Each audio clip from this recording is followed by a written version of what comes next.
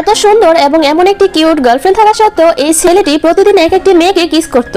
আসলে এই ছেলেটি একটি গভর্নমেন্ট, যে কিনা মানুষ হওয়ার জন্য 10টি আলাদা আলাদা মেয়েকে কিস করতে হবে। কিন্তু ছেলেটি যাকে কিস করতো পরে এই ব্যাপারে ওই মেয়েটির কোনো কিছু মনে থাকতো না। এখন পর্যন্ত ছেলেটি 9টি মেয়েকে কিস করেছে, আর মাত্র একটি মেয়েকে কিস করলে সে মানুষ হয়ে যাবে। কিন্তু এখন একটা সমস্যা হয়ে গেছে, কারণ এখন যাকে কিস করতে হবে সেই মেয়েটি হলো তার গার্লফ্রেন্ড, যাকে কিস করলে ছেলেটি মানুষ হয়ে যাবে। কিন্তু সমস্যা হচ্ছে এর ফলে দুজনের স্মৃতি হারিয়ে যাবে।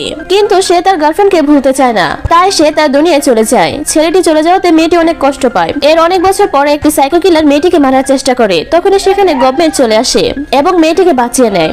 এরপর তারা ডিসিশন করে যে কি করবে। তখন মেয়েটি বলে, তুমি আমাকে কিস করো, যদি আমাদের দুজনের ভাগ্যে লেখা থাকে তাহলে আমরা দুজন আবার দেখা হবে।